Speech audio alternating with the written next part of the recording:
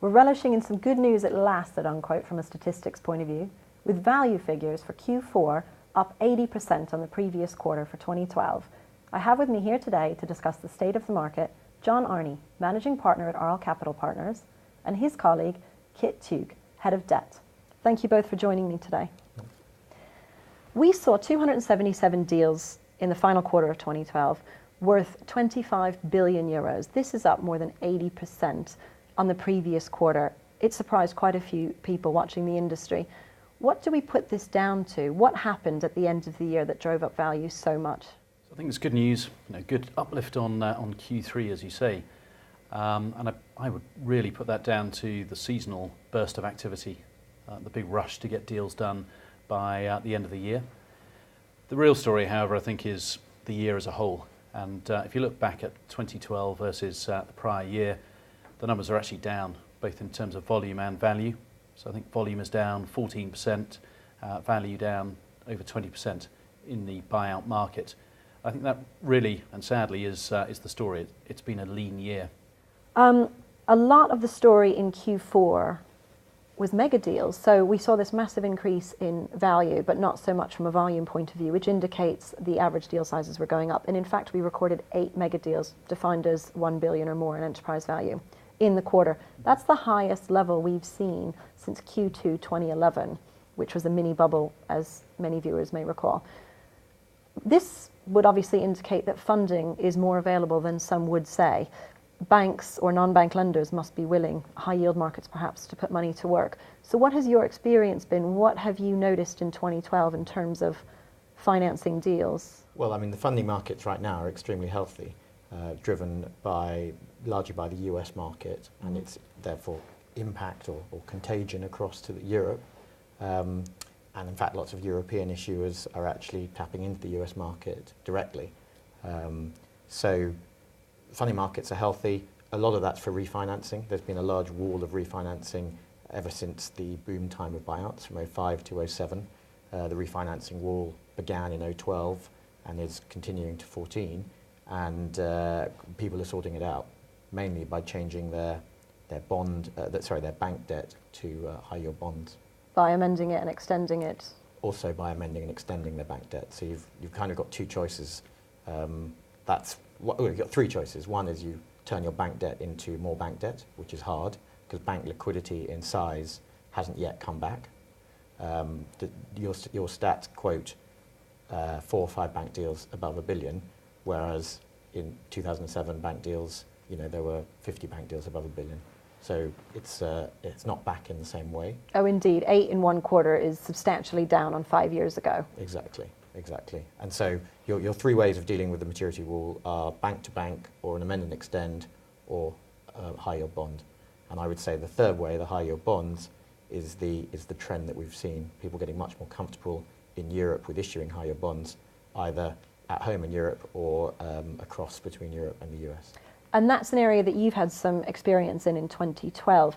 A lot of targets in Europe are looking to the US, bank and non-bank lenders, high yield markets, for financing, but it's not possible for all European targets. What do US institutions look for when looking at a European target? What must that target have to appeal to someone in the US?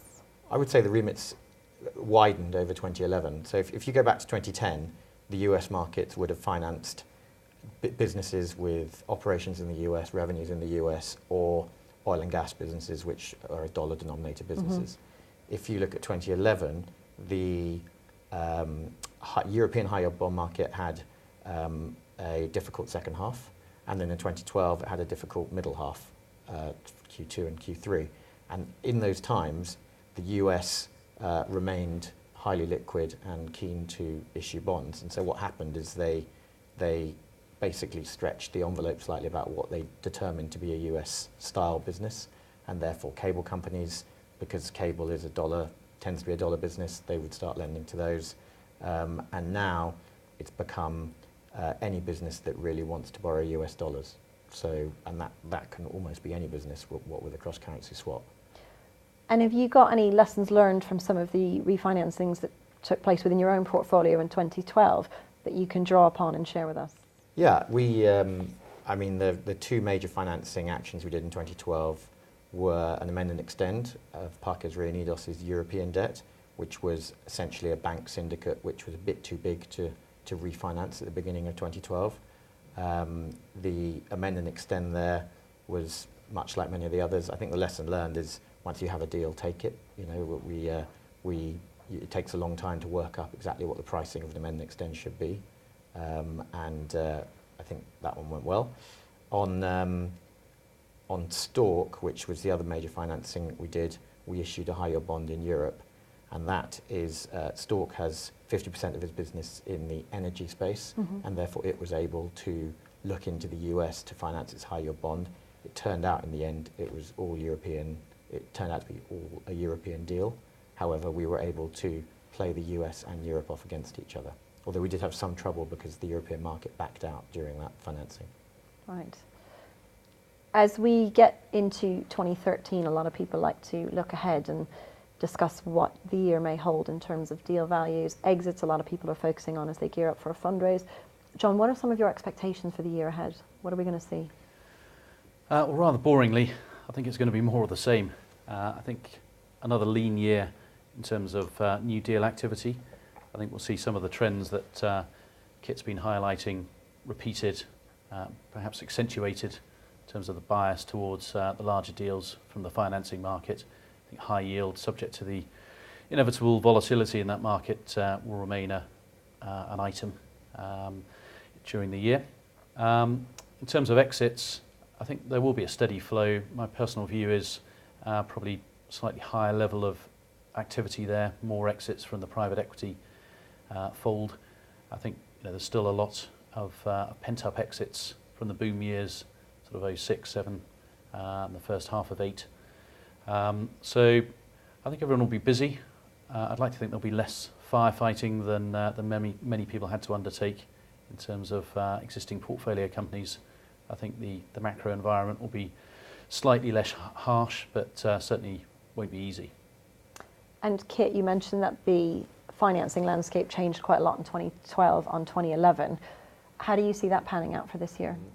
I mean, a key feature of the financing markets are obviously the political news, and in the US, the fiscal cliff being renegotiated meant that the credit markets have bounced quite favourably. I think they're assuming that the fiscal cliff will lead to the debt ceiling being renegotiated, and there's also an assumption that Europe will sort out its problems, and I'm not sure I necessarily quite a lot of optimism buy into that, but there's a lot of optimism in the pricing today. In fact, the cost of high yield is the lowest it's ever been right now. It's below 6% on average. So that positive high yield market will spill over into the loan market. However, there are some headwinds in the loan market, which is in the form of the CLOs, which were all formed pre the recession. They're beginning to run out of their reinvestment time. So 2013 and 2014, there'll be a withdrawal of CLO appetite in the bank lending market, which will again mean that market remains anemic for the next couple of years until people work out how to replace that CLO liquidity, which might be with a new form of CLO, slightly less levered and less aggressive. And or some more funds. And more funds. A lot funds. of people in Europe, or a lot of US non-bank lenders, so the funds, there's about a dozen or so looking to Europe, teams setting up, scouting around the market. Yeah. Thank you both so much for sharing your thoughts, and thank you very much for watching.